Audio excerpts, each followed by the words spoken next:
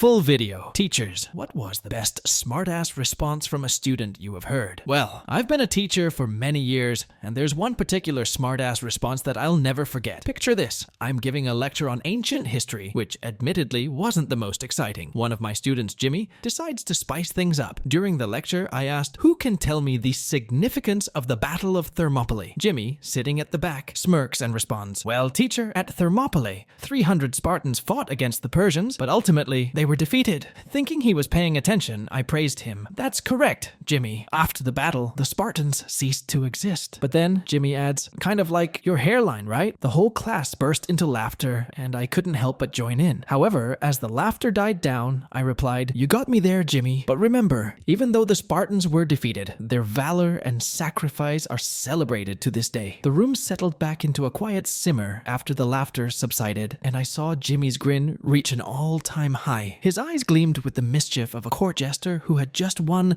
the king's favor. I couldn't help but think that if cheekiness was a subject, Jimmy would be its top scholar. But as with all good jesters, Jimmy knew that one joke often leads to another, and he was just winding up. As for valor, Mr. Thompson, Jimmy continued, the twinkle in his eye not dimming, do you think the Spartans ever, let one rip in the heat of battle? I mean, it must have been pretty tense, and beans were a staple, right? His question, somehow both historical and hysterical, had the class snickering all over again. I suppose, I said with a raised eyebrow, that under such dire circumstances one would have little control over their tactical omissions. But let's not forget that history isn't just about what comes out of the Spartans, but what they stood for. But sir, interjected another student, Sarah, with mock seriousness, if a Spartan farted and nobody was around to smell it, did it make a stench? The question was so absurd, so delightfully childish, that it pierced the usual boredom like a javelin of joy.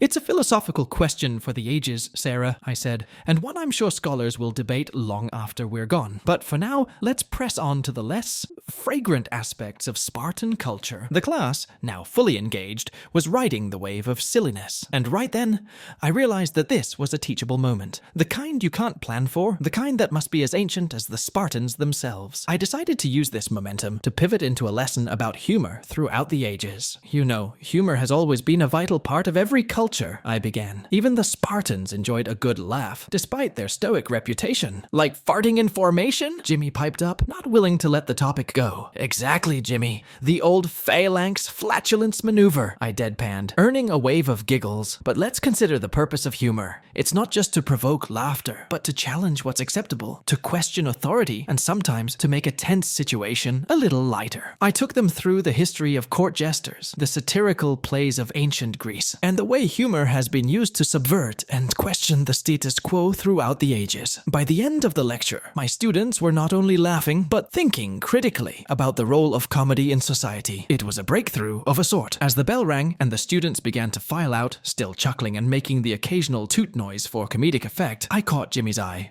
Jimmy, I said, you might just have a future as a comedian or a historian, if you can figure out which one pays better. Thanks, Mr. Thompson, Jimmy said, but I think I'll stick to history. After all, those who cannot remember the past are condemned to not repeat the funny bits. I laughed, shaking my head as I gathered my notes. Just remember, I called after him, the power of a joke is in its delivery, not its volume. And with that final pun hanging in the air, the class dispersed, leaving echoes of laughter and the faint but unmistakable camaraderie that comes from shared humor, even if it's the kind that would make a Spartan blush.